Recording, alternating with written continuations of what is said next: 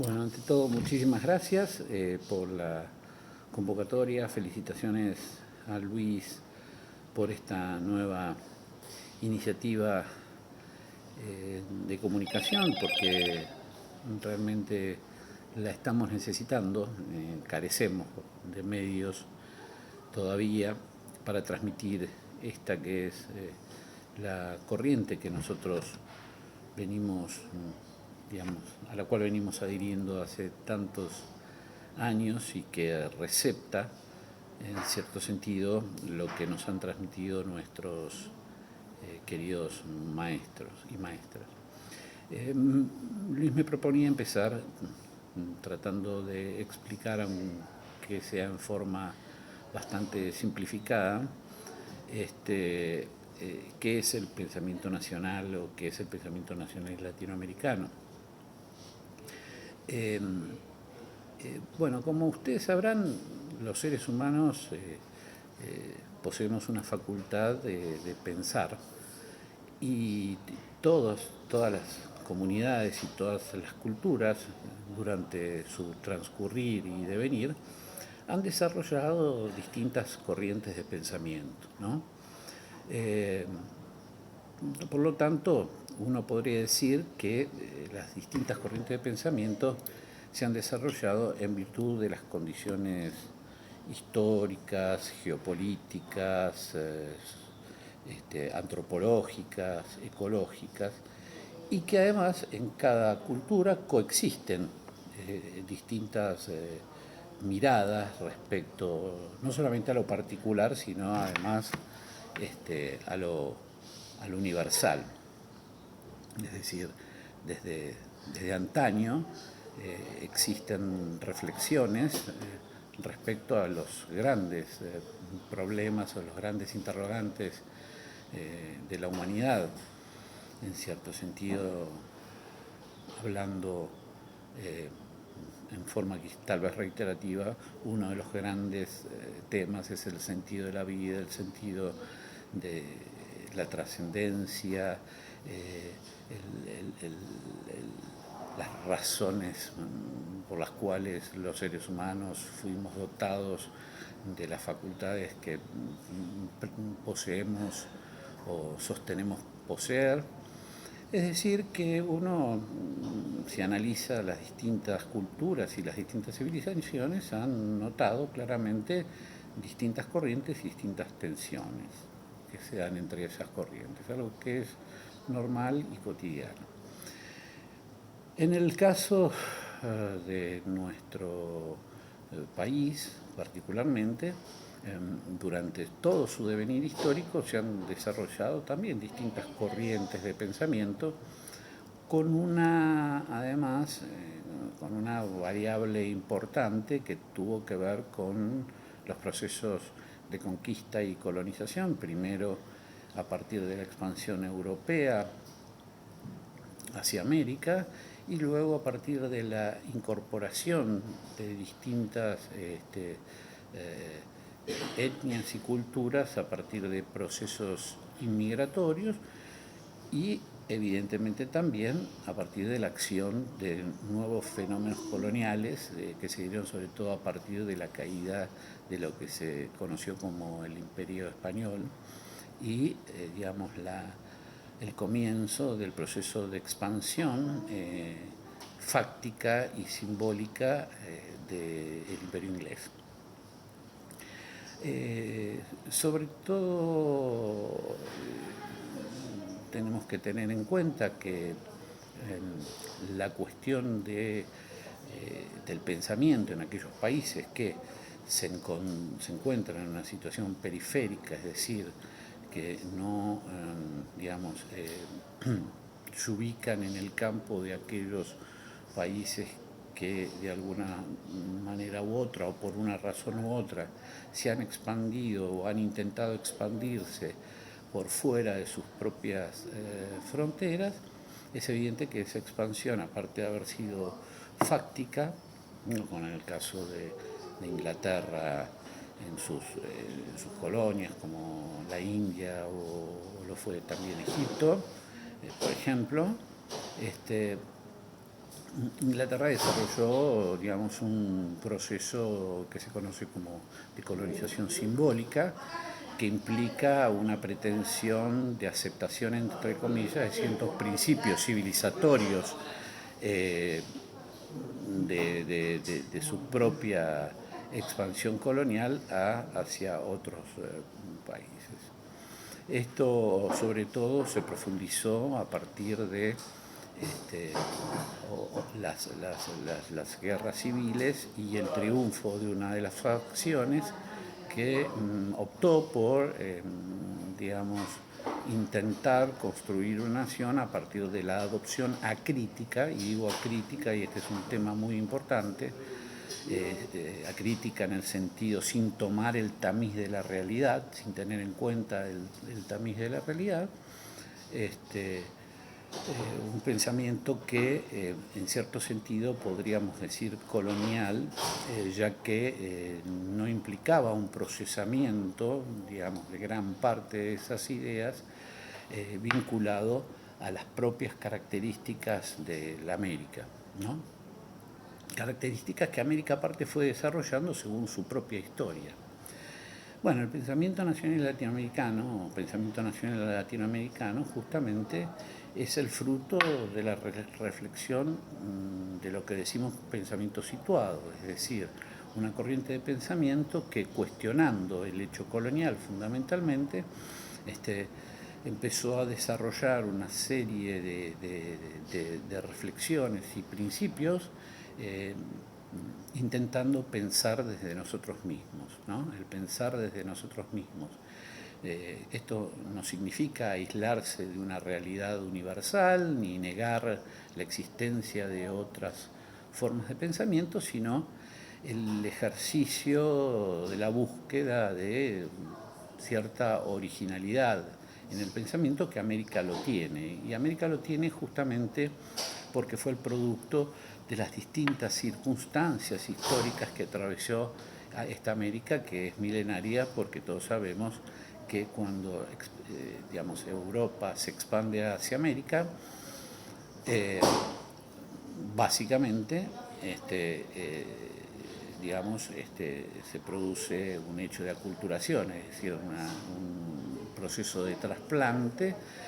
pero que en América no implica la desaparición de lo pasado estrictamente, y eso lo vemos en gran parte de los países latinoamericanos, sino que implicó muchas veces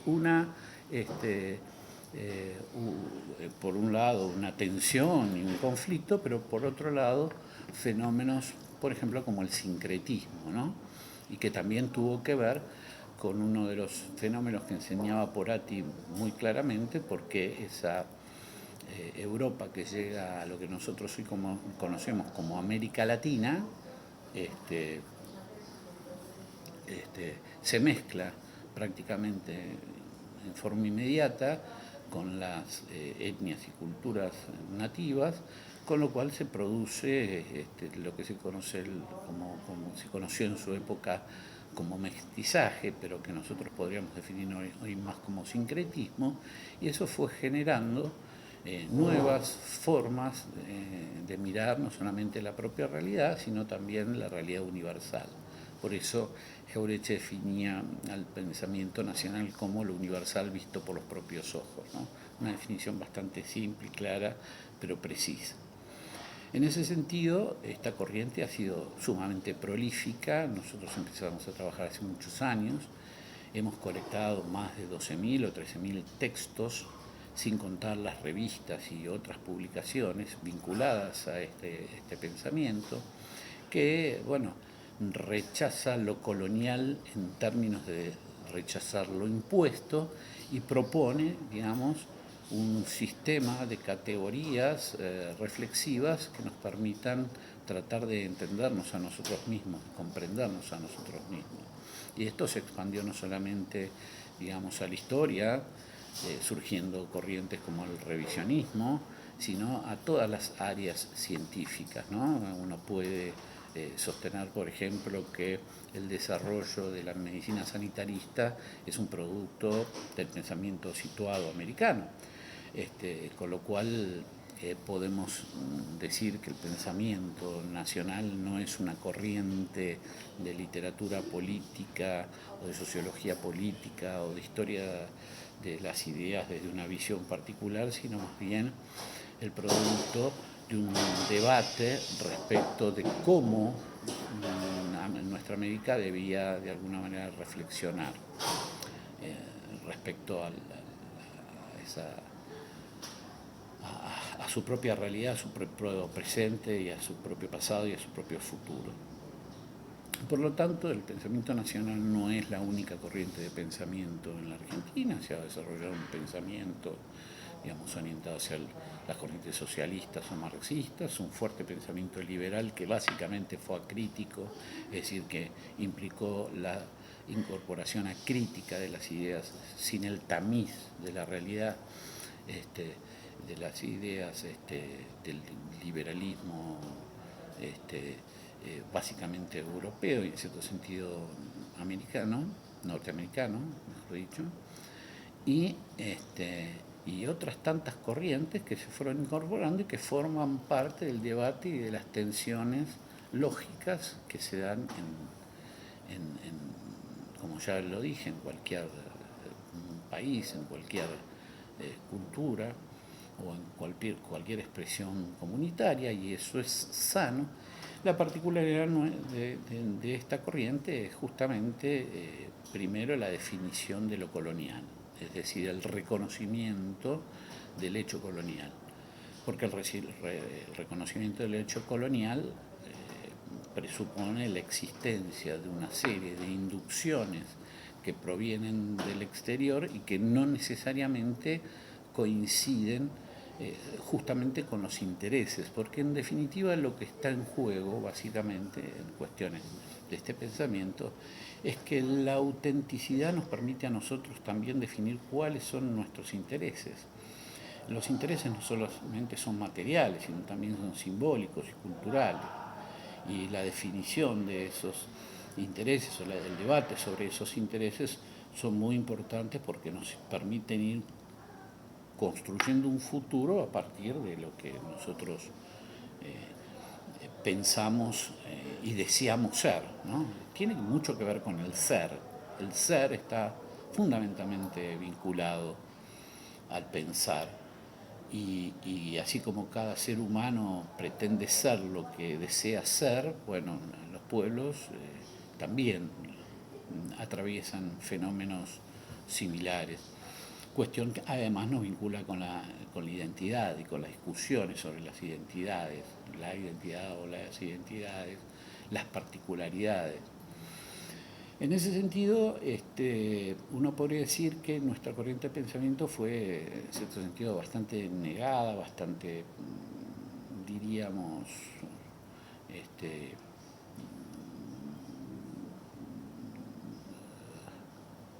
obliterada, si quieren, por los ámbitos académicos, muy acostumbrados a la reproducción acrítica de las grandes ideas universales.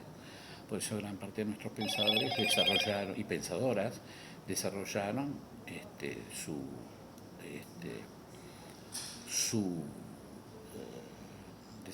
sus textos por fuera de los ámbitos universitarios, aunque algunos han tenido la oportunidad de expresarlos. Hay que reconocer que algunas universidades han permitido, digamos, el ejercicio de la democracia científica, porque básicamente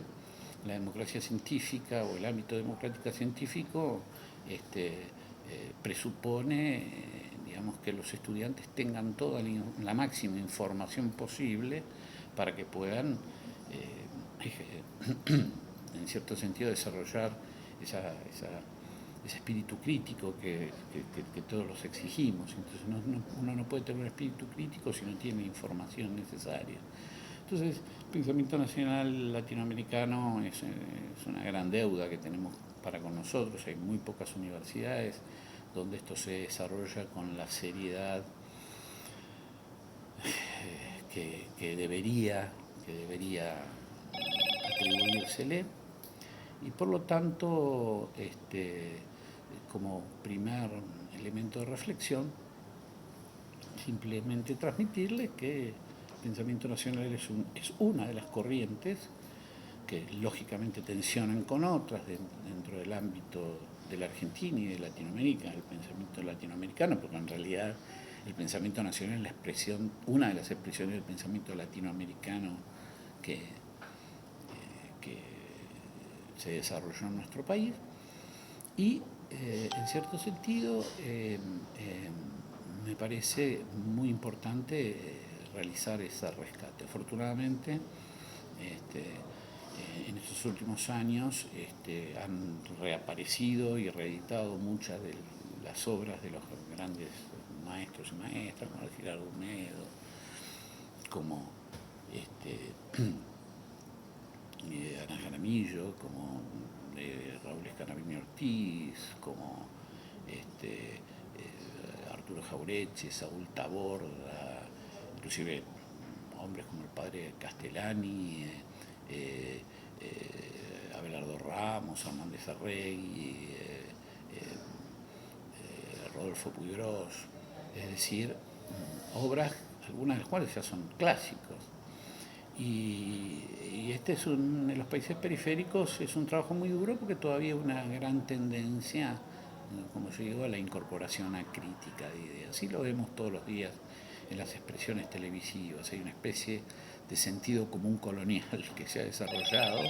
y que aparece, digamos, como un efecto, digamos, o como dotado de ciertos principios, de verdades indiscutibles.